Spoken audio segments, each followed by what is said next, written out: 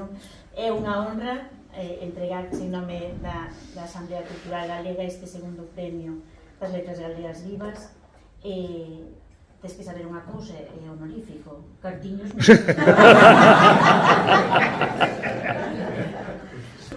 pero esperamos que estes 2 días estiveres justo aquí con nós, sobre todo, non? Despois tamén che queríamos un pouco facer a reflexión que xa dixo o Sepe, non? De que nós estamos aquí para loitar pola cultura galega, un pobo sin cultura esmorece, entón fai falta lingua, literatura, cine, música, teatro, etc. Este é un proxecto, unha idea que naceu moi pensada realmente, non? Mais alá das dificultades políticas, económicas, etc. Estamos impulsando desde aquí, pero nós queremos que chegue a algún sitio en Galicia.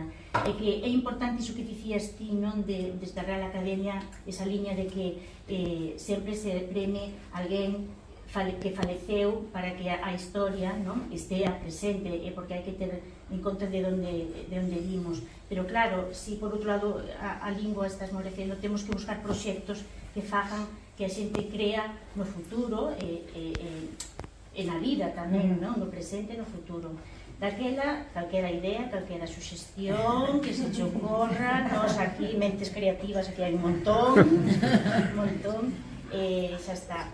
Mira, unha cousa importante é que, como non temos dotación económica, sabes?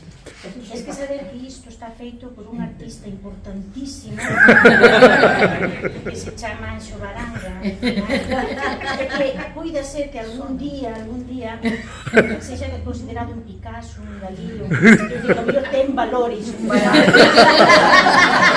Valores de Zanos Mortos.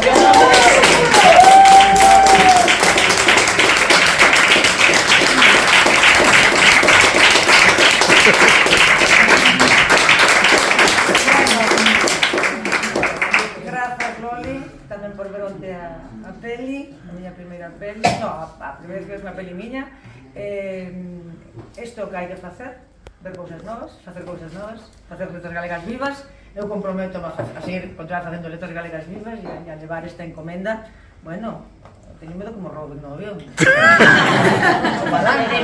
ninguén o saiba, hai que disfrazalo un pouco, non? Unha foto co artista, non? Sí, sí.